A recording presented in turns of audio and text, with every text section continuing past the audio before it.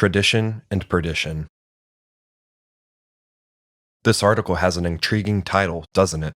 I wonder what strange storyline you were trying to imagine in your mind. Maybe you are right, maybe you are wrong, or maybe the story is totally different from what you are imagining.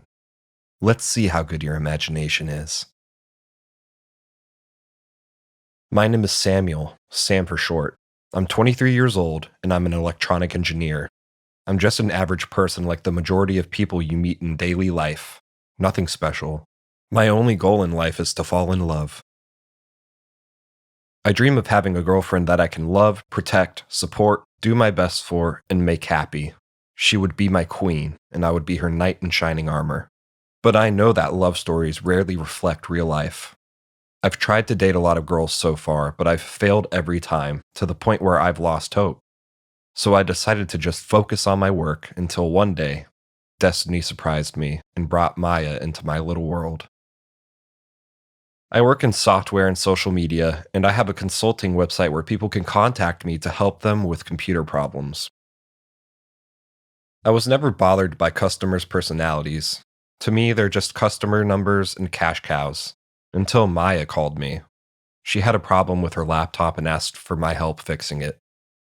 I don't know why I took my time solving her problem, but then again, I do because I like to hear the sound of her soft voice.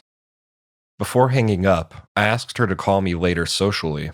I expected her to make an excuse why she couldn't, but after 2 minutes, she promised to call me later.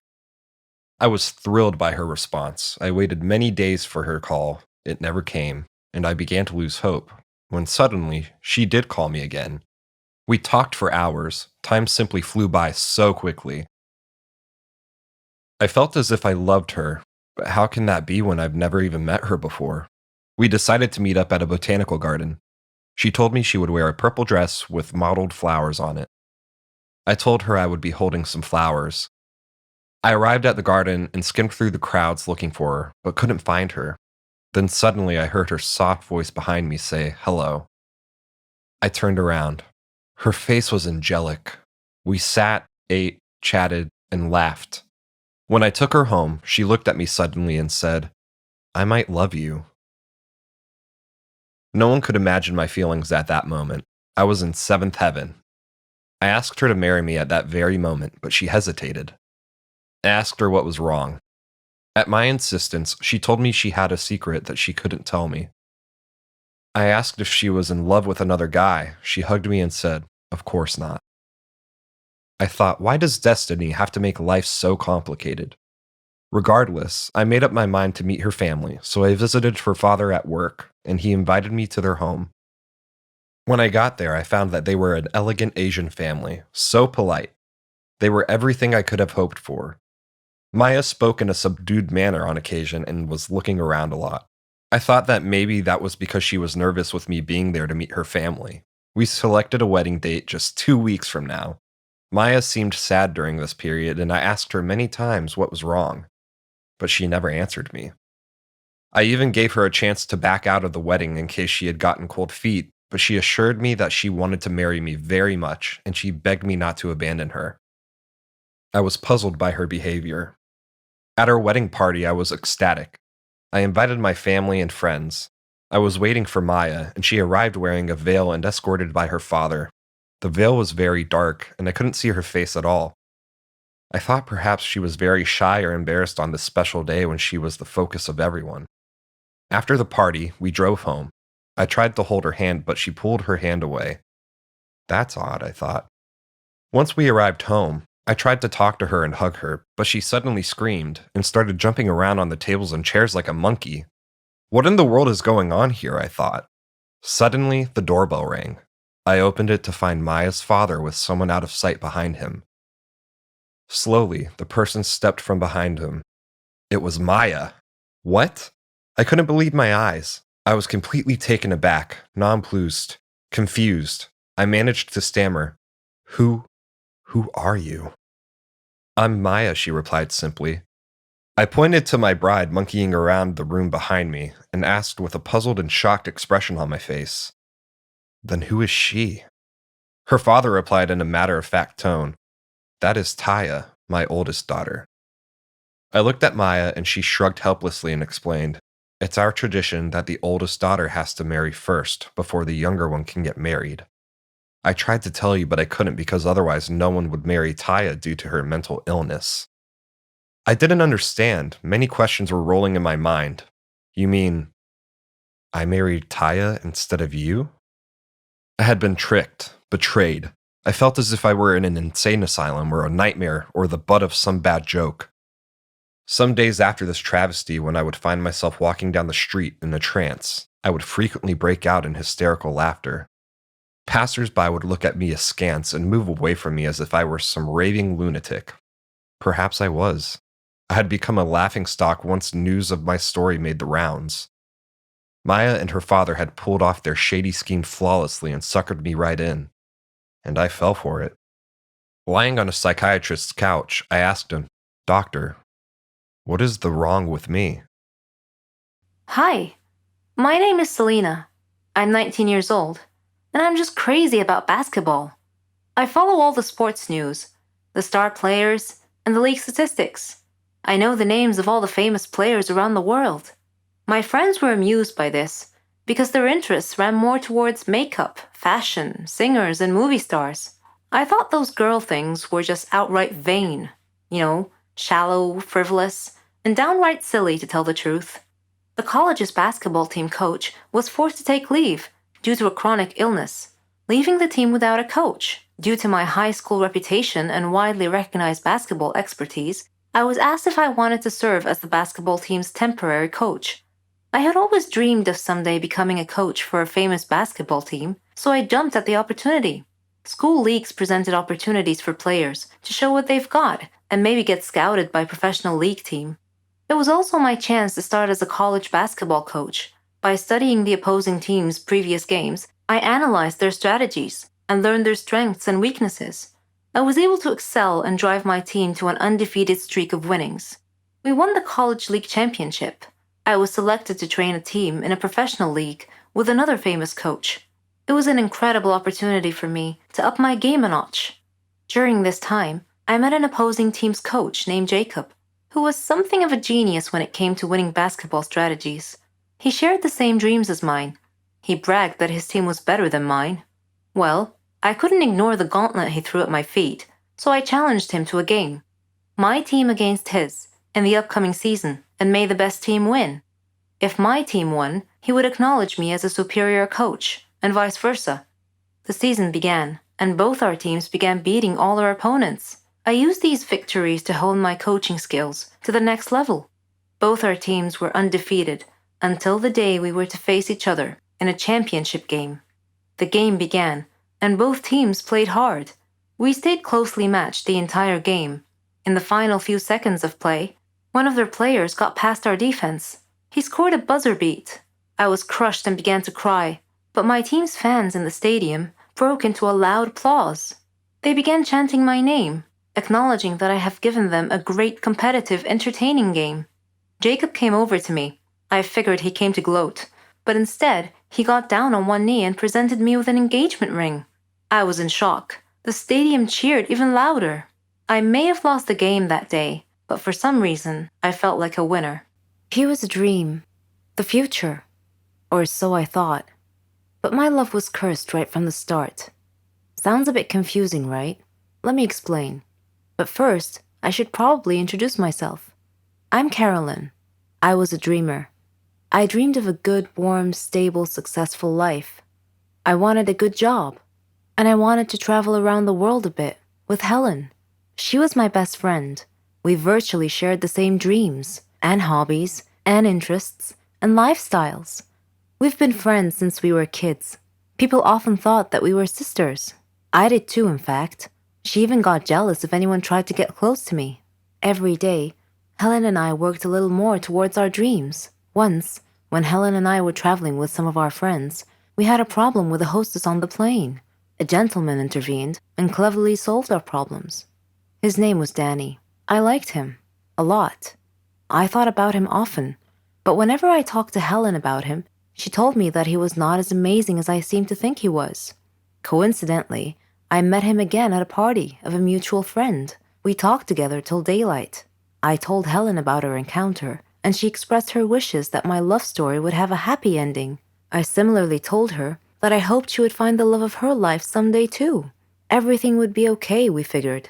Then, one day, I received a letter in our mailbox. It was in weird handwriting, as if the writer had written it with a trembling hand. I opened it curiously. It said that my love for Danny would become a curse if I didn't give him up and get him out of my life. What nonsense, I thought. Whose idea of a silly joke was this?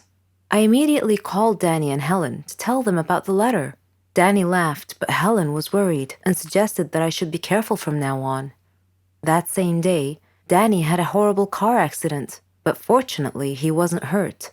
A detective investigating the case determined that his car brakes had been tampered with. In another incident, a car almost hit me, but it swerved away at the last minute. When I mentioned this incident to Danny, he tried to calm me down and told me to just forget about it. He gave me a beautiful bracelet as a present and proposed. We got engaged, and I couldn't have been happier. I wanted to show the bracelet to Helen, but somehow I seemed to have lost it. I couldn't find it anywhere. Anyway, when I told Helen about his proposal, she was thrilled for me. I spent days shopping for just the right wedding dress. I was so busy with preparations that I forgot all about the ominous letter. I went to the wedding hall early to make sure that everything was ready and prepared. Helen was helping me, and Danny kept calling me to make sure I was all right. Suddenly, the lights went out. I called out to Helen, worried that she might have tripped and fallen when the lights were out. When the lights came back on, Helen had fainted, and my dress had disappeared. I screamed to the ceiling, "What do you want from me? Leave me alone!" Suddenly, Danny appeared out of nowhere and asked me what had happened. I told him then and there that we must break off our engagement, otherwise the curse the letter mentioned might injure someone or cause someone to die. Then Helen came too and tried to calm me down. She told me to go to the car and that she would get our stuff and follow me. I loved Danny and wanted to marry him, but now I was seriously worried that this curse threat might actually be real. Helen came back carrying a bag and a large suitcase and told Danny not to worry, that she would drive me home and then call him to tell him that we had arrived safely. I was still crying, and Helen was trying to calm me down. When we arrived home, I noticed something strange. Helen was carrying a bag that was partially open, and I glimpsed a piece of clothing stuffed into it. It looked exactly like my dress. I opened the bag and found that it was my dress.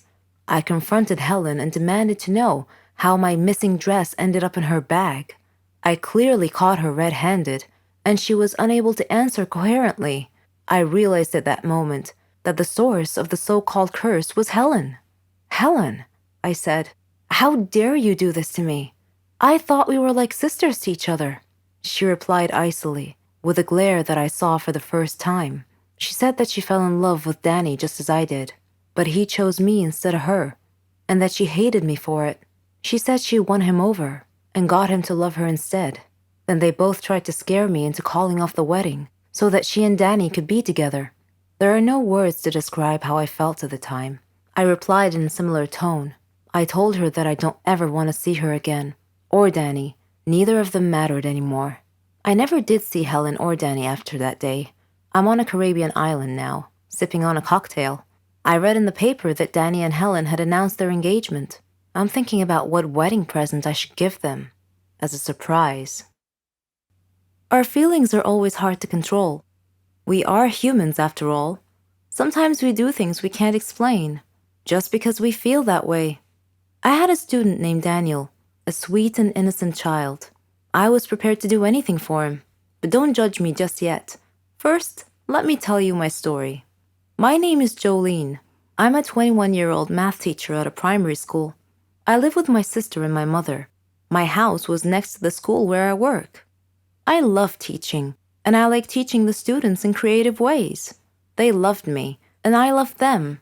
Daniel was a special student, though. Our story began at the start of the new year. It was the first day of school. I missed all my students over the summer break. I missed them so much that I stood by the door to welcome them back.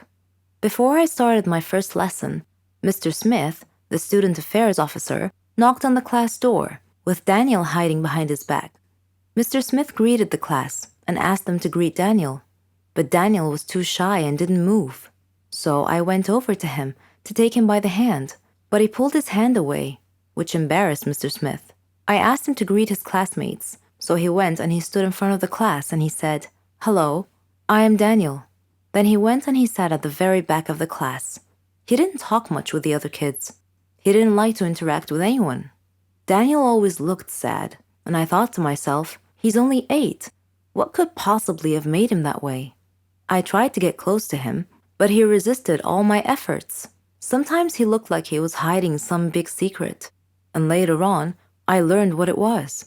One night, when I was surfing the social media, I came across a horrible news story about a jealous husband killing his wife and another man right in front of his son. The child had been none other than my new student Daniel. Reading that sad story, I started understanding why Daniel was acting that way. I decided to try brightening his life a little. Every day, I would buy a small present and put it on his desk. At first, it had no effect, but slowly he came to love that. During break time, I would sit beside him and we would share food together. I would get him involved in class activities. On his birthday, I arranged a surprise party with his class, his grandmother, and myself. He was so happy that day. After the party, he hugged me and he told me that he loved me. I hugged him tightly. He was not just a student to me. I treated him like he was my own son. He told me that he wanted to call me mother, and that made me so happy. After his grandmother died, he came to live with me. We faced a lot of problems together, but I followed his success in life with pride. Daniel is all grown up now. He's graduating from the Faculty of Engineering. I am so proud of what he has made of himself. Every one of us has a talent. It may be singing beautifully, drawing artistically, writing poetically. We're all different. Our special talents make us happy. We are all unique in our own way, living in a world full of peace, love, and happiness. But what if our talent became our bane? Well, my talent did become my bane. Let me tell you how. My name is Jenny, and I'm 16 years old. I lived in a quiet neighborhood with my parents and my little brother Matthew. I didn't have a lot of friends or hobbies. I was only interested in social media, but I always had a feeling that I had something unique, something that distinguished me from others. Turned out I was right. It all started on my grandmother's birthday. My family and I were traveling to her home to celebrate the occasion. The road was narrow and bumpy, with a rocky shoulder on one side and a river on the other. Dad was driving too fast, so obviously, Mom was a bit worried. Conversely, Matthew was excited. It was raining so hard that day that Dad feared the weather might get even worse, so he was driving faster than he should have to try to arrive at Grandma's house quickly. I was worried too, but for a slightly different reason. I had a feeling of impending doom on that trip. The rain got progressively worse. There was almost continuous lightning and thunder. Suddenly, we saw a big truck that had stopped on the road ahead of us. Mom screamed. Dad swerved to avoid hitting the truck and lost control of the car, which had gone on one of its sides and off the road into the river. It was the most frightening situation I had ever experienced in my whole life.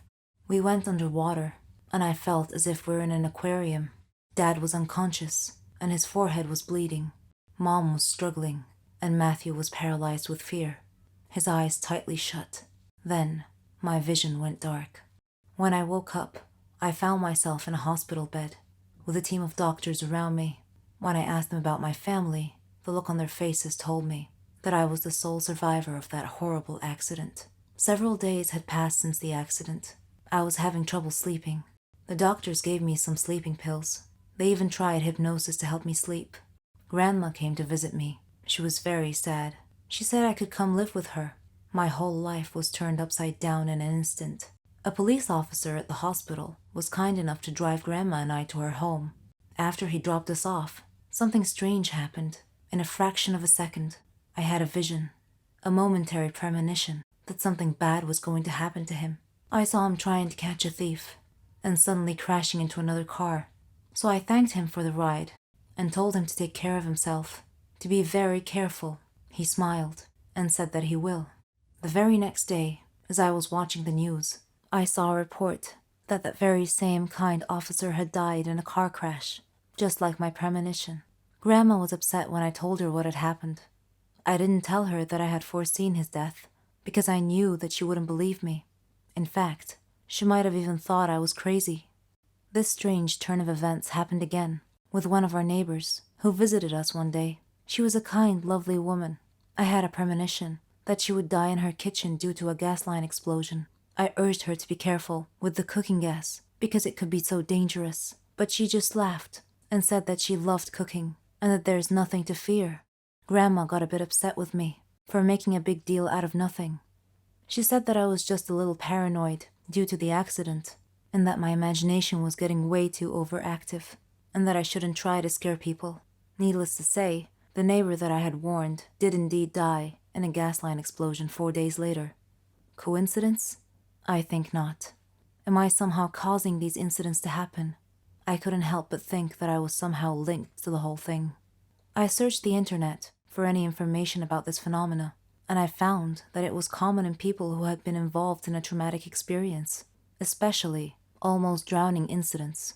I read a research that said that parts of the subject's brain would become very active. After our neighbor's accident, my aunt and uncle came to visit us.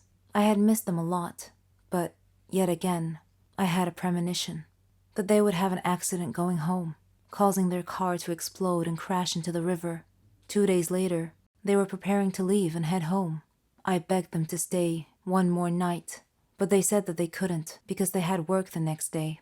I told Grandma about my premonition, and she scolded me, told me to stop this nonsense. She thought it was my overactive imagination again. My uncle came in as Grandma was scolding me and asked me what was wrong. I wanted to say, "Nothing important, Uncle. Just premonitions of doom, that's all." But I didn't. I went to sleep instead and had a dream that Uncle was going to get run over by a car. Suddenly, I woke up to the sound of Uncle and Grandma's voices. They were talking about me, and it was raining outside. Uncle stood up and said that he had to get something from his car. I sat up straight and shouted, "No, don't go." Uncle said, "Jenny, it'll be fine. I'll just get something from the car." I couldn't dissuade him from going, so I followed him out. Uncle went out to his car and was standing by its door, which was facing the road. Then I saw the headlights. A car was coming down the road, driving towards us. I saw the car hit a flooded spot on the road and suddenly began sliding sideways, right towards Uncle. Instinctively, I made a decision to try and protect him. I had to at least try. I jumped in front of the swerving car. The driver saw me and tried to regain control. Suddenly, I felt a warm sunshine mysteriously coming down from the sky amidst the rain, and I felt calm and safe. And I had one final premonition before everything went dark.